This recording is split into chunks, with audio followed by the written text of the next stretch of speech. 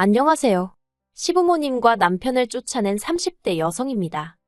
남편과 만나게 된 건 제가 학원 생활을 한 지 10년 차가 되었을 때였어요. 저는 당시 지방 소도시에 위치한 입시학원에서 근무하고 있었는데 저를 좋게 본 학부형 중 한 분이 남편과의 소개팅 자리를 주선해 주셨지요. 솔직히 내키지는 않았지만 워낙 지역이 작다 보니 거절을 했다간 괜히 안 좋은 소리가 나오진 않을지 학원 수업에 영향이 있진 않을지 걱정이 되더라고요. 그래서 하는 수 없이 나간 자리였네요. 그렇게 만나게 된 남편은 직원 4명을 두고 작은 사업체를 운영하는 사람이었습니다. 무슨 사업이냐고 하니까 외국으로부터 기발한 아이디어 상품을 수입해서 온라인으로 판매하는 일이라고 하더라고요. 제가 잘 아는 분야가 아니라서 그런가 보다 하고만 있었습니다. 하지만 뜨뜻미지근했던 제 마음과는 달리 남편은 제가 마음에 들었는지 이것저것 질문 공세를 퍼붓더니 뒤이어 자기 매력이라도 어필하려는 듯 별 시덥지 않은 농담도 하고 제 말 한마디에 과하다 싶을 정도로 호응도 하고 한마디로 애를 쓰더라고요. 그래서 이후로도 몇 번의 만남을 더 갖게 되었고 자연스레 연인 사이로까지 발전한 거예요. 그리고 제가 남편과 연애를 시작했다고 하자 누구보다 기뻐한 건 다름 아닌 저희 친정부모님이셨습니다. 저희 친정부모님은 당시 친정오빠와 함께 미국에 살고 계셨는데 한국에서 혼자 지내던 저를 무척 애틋해 하셨거든요. 대기업을 다니시던 친정아버지와 전업주부이시던 어머니가 미국에 가게 된 건 순전히 친정오빠 때문이었습니다. 친정오빠는 저보다 3살이 많은데 고등학교를 마치고 바로 군대에 가더니 전역하자마자 미국에 있는 대학으로 진학을 하더라고요. 그리고 그때만 하더라도 어린 나이에 자기가 세워놓은 계획대로 차근차근 밟아나가는 오빠를 저희 친정부모님도 저도 무척 자랑스러워했어요. 그런데 저희 가족 모두 오빠가 대학교를 졸업하면 한국으로 돌아올 줄 알았는데 난데없이 대학원도 미국에서 가겠다고 하대요. 다행히 경제적으로 그런 오빠의 뜻을 지원해줄 상황이 되었기에 친정부모님도 그런 오빠를 말리시진 않았어요.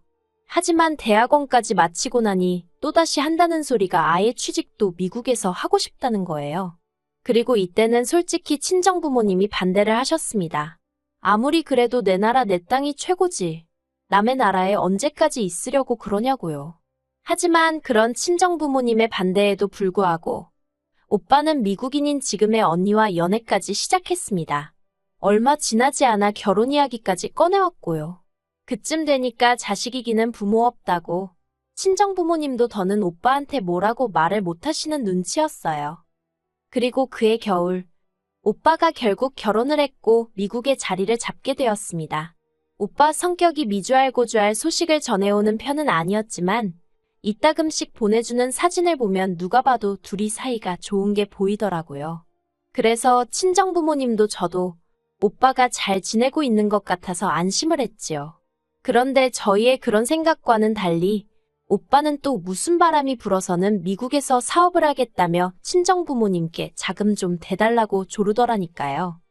친정오빠가 저한테 도와달라고 한 건 아니었지만 그래도 너무 뻔뻔해 보였어요.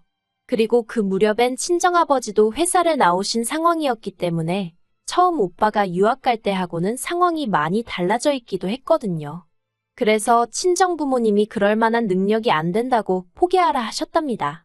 하지만 얼마 안 가 다시 한번 오빠가 임신한 언니를 앞에 내세우고는 몇 달만 있으면 이제 자기도 한 집안의 가장이라면서 제발 이번 한 번만 더 믿고 도와달라고 친정부모님께 매달리더래요. 그리고 아들이 그렇게까지 나오니 친정부모님 입장에서도 모른 척 하시기가 어려우셨을 거예요. 그래서 결국 친정부모님과 제가 같이 살던 아파트는 제 명의로 돌려주셨고 그 외 재산은 전부 다 현금화해서 미국으로 건너가셨습니다. 저에게도 같이 가자 하셨지만 저는 미국에서 살고 싶은 생각이 없었거든요. 아무튼 이후로 다행히 친정부모님의 자본 덕분에 오빠는 어려움 없이 사업을 시작할 수 있었고 지금까지 안정적으로 사업을 이어오고 있어요. 하지만 부모님 입장에선 저 혼자만 한국에 두고 온 게 오랫동안 마음에 걸렸던 모양입니다. 게다가 제 성격이 원래도 친구들을 만나서 노는 걸 좋아하는 편이 아니거든요. 그렇다 보니 자연스레 직장과 집만 오가는 생활을 하고 있었지요. 그래서인지 친정부모님은 이따금 통화라도 할 때면 제발 누구라도 만나라고 취미생활도 좀 하고 그렇게 살라며 잔소리를 많이 하셨어요. 저는 들은 척만 하기가 일쑤였고요. 그런데 그런 와중에 제가 연애를 시작했으니 친정부모님이 좋아하시는 건 어찌 보면 당연한 일이었네요. 아무튼 그렇게 교제를 시작한 이후로 남편과는 결혼 전까지 1년을 만났고 꽃이 만발하던 봄날 양가 부모님과 지인들 그리고 친구들의 축복 속에서 부부의 연을 맺었습니다.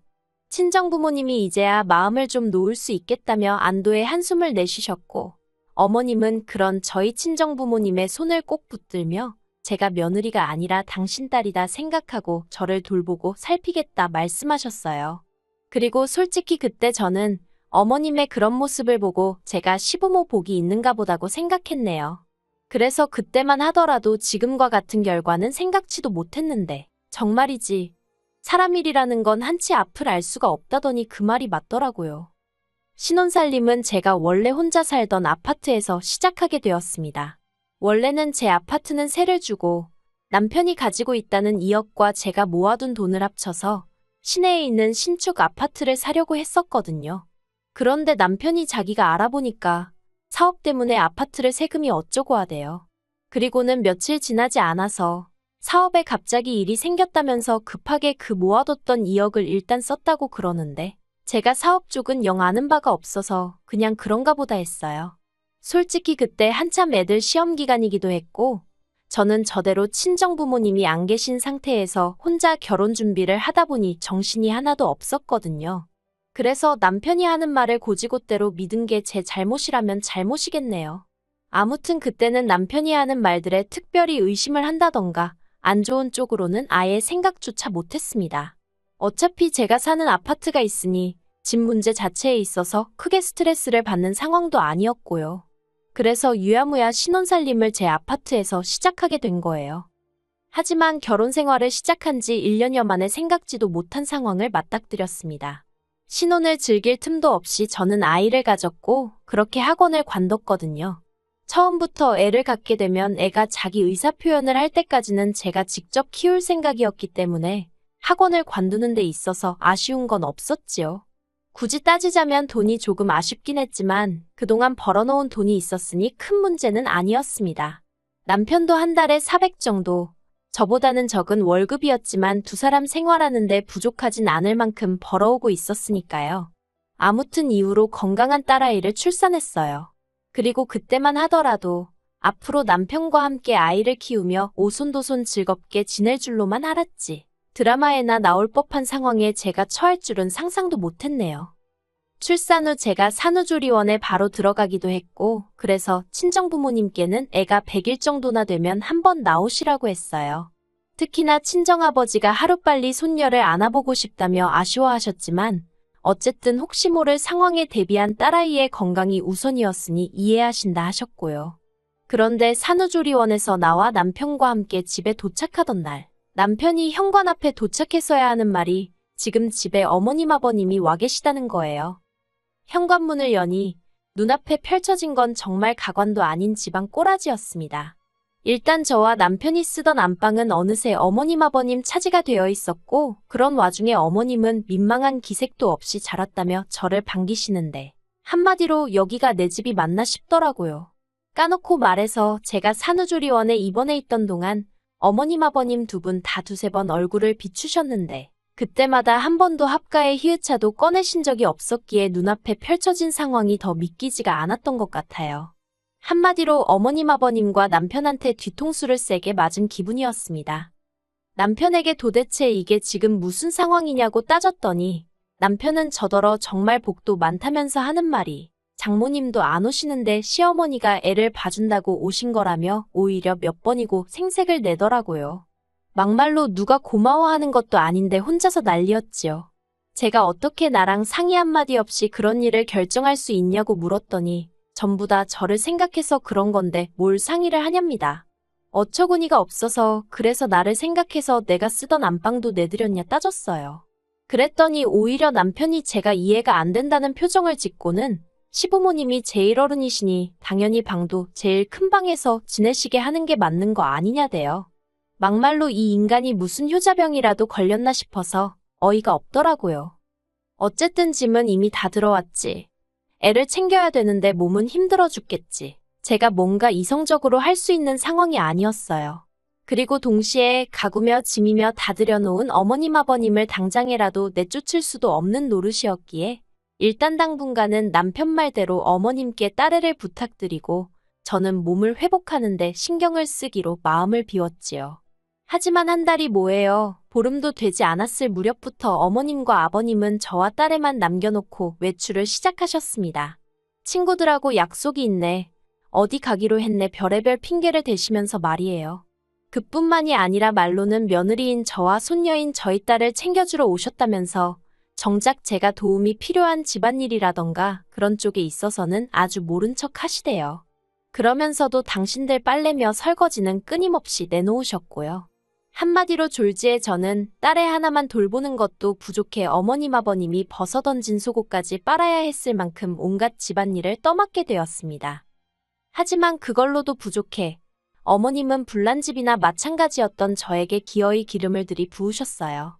무슨 말이냐 하면 하루는 어머님이 저한테 따질 게 있다면서 수유 중인 저를 작은 방에서 거실로 불러내셨거든요. 영문을 몰랐던 제가 무슨 일이라도 있냐고 어머님 아버님께 물었습니다. 그러자 어머님은 물론이고 아버님도 진지한 표정으로 이 집이 누구 명의로 되어 있냐고 물으시대요. 당연히 저는 제가 남편과 결혼하기 전 친정부모님이 사시다 제 명의로 넘겨주신 집이라고 이야기했지요. 그러자 어머님이 대뜸 그럼 결혼을 했으니까 공동명의로 돌려야지. 언제 돌릴 거냐고 내일이라도 돌리라는 거예요. 황당해서 결혼을 했어도 남편이 1원 한 푼 보탠 게 없는데 왜 공동명의를 하느냐고 그렇게는 어렵다고 했어요. 그랬더니 어머님이 괘씸하다며 그럼 당신도 앞으로는 저희 딸을 안 봐주시겠다나요. 솔직히 그 말을 듣는데 아차 싶기는커녕 어처구니가 없었습니다. 처음부터 공동명의가 문제인 건지 아니면 그저 딸애를 봐주기가 싫으신 건지도 모르겠던 상황이었지만 이쪽이든 저쪽이든 기분이 나쁜 건 사실이었으니까요. 그리고 동시에 그간 저희 딸애를 봐주면 얼마나 봐주셨다고 저런 소리를 하나 싶대요. 게다가 솔직히 제가 살림도 다 하고 밥도 다 차려드리고 어머님 아버님이 그렇다고 생활비를 얼마 보태주시는 것도 아니지 애를 살뜰히 봐주시는 것도 아닌데 그래도 뒷말 나올까봐 한 달에 용돈도 100만 원씩 챙겨드리고 있었거든요. 그런데 돌아오는 말이 고맙다는 고사하고 앞으로 애를 봐주네 안 봐주네라니 기가 차서 순간 말문이 다 막히더라니까요. 하지만 이내 정신을 차리고 저는 어머님 아버님 떨어 그러면 애도 안 봐주실 건데 이 집에는 왜 계시냐고 내일 당장 짐 빼시라 했어요. 애 봐주신다고 하셔서 불편한 것도 감수하고 같이 살고 있는데 이제 안 그래도 되겠다고 덧붙이면서 말이지요. 그러자 이번엔 옆에 있던 남편이 그게 말이 되는 소리냐면서 저한테 화를 내대요. 그리고는 이내 방에 가서 이야기 좀 하자면서 제 손목을 비틀듯이 잡아채는 게 아니겠어요. 저는 당장 손 놓으라고 악을 쓰면서 도망치듯 제 지갑하고 차키만 챙겨서는 현관으로 빠져나왔습니다. 솔직히 집에 딸애를 혼자 두고 나온 게 마음에 걸리긴 했지만 그렇다고 버티고 있다가는 저부터가 한 대 맞을지도 모르겠다 싶었거든요. 그리고 그럴 경우 어머님이나 아버님이 저를 지켜주실 분들도 아니었고요. 그렇게 혼자 30분 정도 달려서 호텔에 도착했더니 남편에게 전화가 걸려왔어요. 뭐라고 떠들지 드러나 보자 싶어서 받았더니 기껏 한다는 소리가 지금 뭐 하자는 짓이냐며 엄마라는 여자가 애까지 놓고 그렇게 나가면 그만이냐고 그따위로 할 거면 2번 다시 집에 들어올 생각 말라나요. 어이가 없어서 돌았냐고 눈에 뵈는 게 없냐고 소리를 질렀어요. 그리고는 그 집이 누구 집인지나 알고 하는 말이냐고 쓸데없이 헛소리 짓거리지 말고 당신이나 내일 당장 당신 부모랑 같이 짐 빼라고 했네요. 이튿날 저는 불안하고 떨리는 마음을 다잡으며 제 집으로 향했습니다. 현관 비밀번호를 누르고 들어서니 보란듯이 어머님 아버님 신발도 남편 신발도 신발장 앞에 널브러져 있었지요. 솔직히 제 말대로 짐을 싸서 나갔을 거란 기대는 없었기에 실망하지도 황당하지도 않았지만 주체가 안 될 만큼 짜증은 나대요. 그런데 그때 남편이 집에 들어온 저를 보고는 그러면 그렇지 네가 이럴 줄 알았다면서 당장 안방에 가서 시부모님께 죄송하다고 사과를 드리라는 거예요. 제가 남편더러 그럴 일은 없을 거니 꿈깨라는 말과 함께 이혼 이야기를 꺼냈습니다. 남편은 제 이혼 소리에 꽤나 충격을 받은 눈치였습니다. 그리고는 기껏 한다는 소리가 이혼하면 딸애를 안 보여줄 거라나요. 그러면서 엄마가 돼서는 딸을 안 보고 살 수 있겠냐고 빈정거리대요.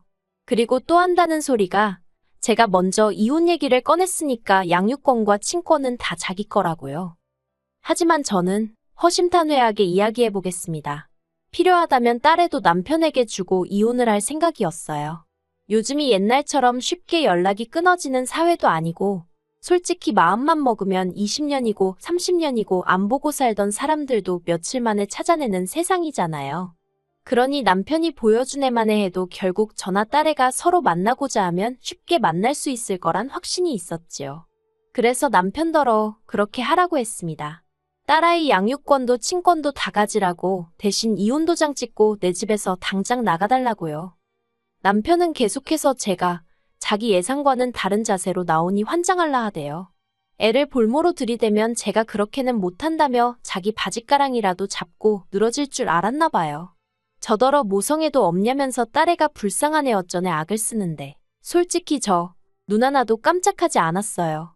그랬더니 도저히 안 되겠다 싶었는지 남편이 결국 속내를 털어놓더라고요. 아들 며느리 집에 들어가서 산다고 본가 전세 계약도 연장 안 하고 올라오셨다면서 저더러 한 번만 없던 일로 생각하고 넘어가 달라나요. 하지만 어머님 성격이라면 분명히 얼마 못 가 그놈의 공동명예 이야기를 또 하시고도 남을 분이셨거든요. 그리고 제 집에서 제 딸 키우면서 제가 왜 어머님 아버님 눈치를 봐야 하나요?